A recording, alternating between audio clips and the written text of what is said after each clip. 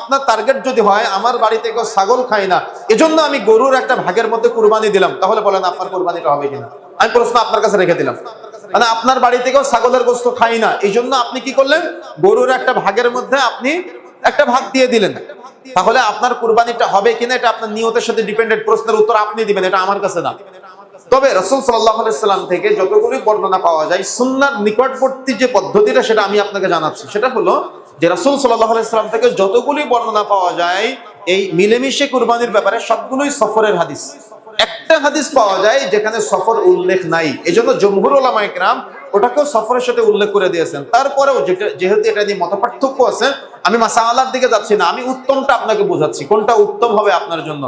যদি আপনার সামর্থ্য বেশি থাকে আপনি একা একা একটা উট কুরবানি করেন, যদি আপনার তার থেকে একটু সামর্থ্য কম থাকে আপনি একা একা একটা গরু কুরবানি করেন। এটা আমার পরামর্শ আপনার জন্য।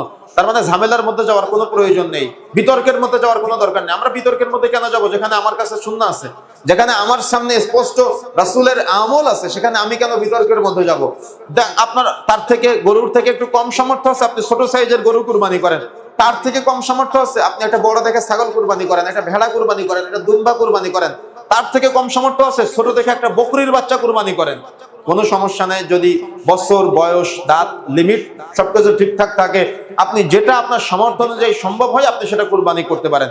গোশত খেতে মন চাচ্ছে, গোশত খাওয়ার জন্য যেখানে যে ভাগের মধ্যে মন চায় দেন, আমার কোনো আপত্তি নাই। কিন্তু সুন্নাত মানার ক্ষেত্রে আল্লাহ রাব্বুল আলামিন তো আমার আপনার সন্তানকে কুরবানি করতে বলে নাই, বলেছে? বলে নাই। আল্লাহ রাব্বুল আলামিন আমাকে আপনাকে কুরবানি করতে বলেছেন আত্মার প্রশান্তির জন্য, আল্লাহর সন্তুষ্টির জন্য, পবিত্র আমার হালাল ইনকাম থেকে আমার সামর্থ্য অনুযায়ী আমি একটা কুরবানি করব আমার পরিবারের পক্ষ থেকে। এমনকি আল্লাহ রাসূল সাল্লাল্লাহু আলাইহি ওয়াসাল্লাম দুইটা করে কুরবানি করতেন। বিদায় হজ্জের দিন রাসূলুল্লাহ সাল্লাল্লাহু আলাইহি ওয়াসাল্লাম 100 কুরবানি করেছিলেন। সুবহানাল্লাহ, স্পষ্ট সহিহ হাদিস। তাহলে তবে মাঝখানে একটা কথা বলে রাখি, ইব্রাহিম আলাইহিস সালামকে নিয়ে একটা জাল হাদিস প্রচলিত আছে যে ইব্রাহিম আলাইহিস সালাম যখন তার 3 দিন স্বপ্ন দেখেছিলেন, 3 দিনে 300 উট কুরবানি করেছিলেন। শুনেছেন আপনারা এই কথাটা? এটা মিথ্যা কথা। এটা ইব্রাহিম আলাইহিস সালামের সাথে সহিহ সুন্নাহয় কোনো প্রমাণ পাওয়া যায় না।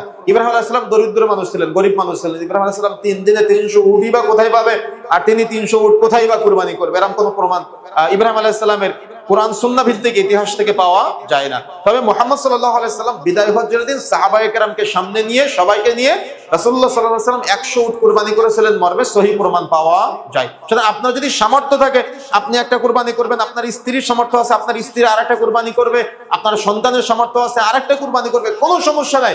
একাধিক কুরবানি করতে পারেন, শহরে একটা কুরবানি করতে পারেন, গ্রামে একটা কুরবানি করতে পারেন, ইয়াতিমখানায় আরেকটা কুরবানি দিতে পারেন, কোনো সমস্যা নাই। আমি যেটা আপনাকে পরামর্শ দিব, বিতর্কের মধ্যে না গিয়ে আপনার গোশত খেতে মন চায় যেভাবে আপনি সেটা খান, সেটাতে আমার সমস্যা নাই। 20 জন মিলে একটা কুরবানি করেন, সমস্যা নাই।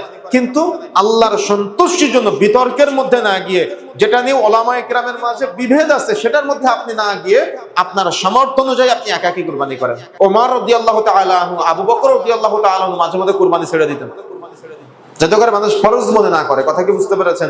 সুতরাং আপনি সুন্নাহর নিকটবর্তী থাকেন কিন্তু আপনার সামর্থ্য অনুযায়ী থাকেন। এখন আপনি ভাবতেছেন ঢাকা শহরে আমার একটা 5 তলা বিল্ডিং আছে, যদি আমি গরু গোশত আমার বাড়িতে ঈদের দিন না নিয়ে আসি, গরুতে আমার নাম না থাকে, তাহলে আমার সম্মান থাকে না। তো আপনার সম্মানটা বড় জিনিস না কুরবানি কবুল হওয়াটা বড় জিনিস?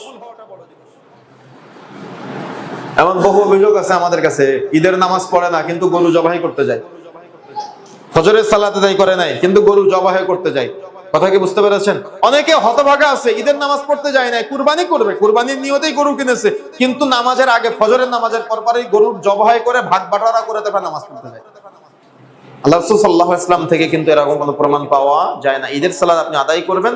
এমনকি রাসূলের যুগে একটা সুন্নাহ ছিল যে ঈদের গায়ে, ঈদ মাঠে তারা কুরবানি করতেন। যেখানে ঈদের সালাত আদায় করতেন ওই ফাঁকা জায়গায়, ওই মাঠেই তারা সবাই একসাথে কুরবানির পশু নিয়ে যেতেন। ঈদের সালাত আদায় করার পরে তারা কুরবানি করতেন। সুবহানাল্লাহ। কিন্তু আমাদের তো এরকম কোনো পরিবেশ নাই, আমরা নিজ নিজ জায়গায় চেষ্টা করব কুরবানি দেওয়ার জন্য। তবে এটা একটা সুন্নাহ যে ঈদ মাঠে ঈদ সালাত আদায় করার পরে সবাই একসাথে আনন্দ করে কুরবানি করবে। যার কুরবানি সে গোশত ওখান থেকে নিয়ে চলে আসবে, মানুষকে সাদাকা করবে, মানুষকে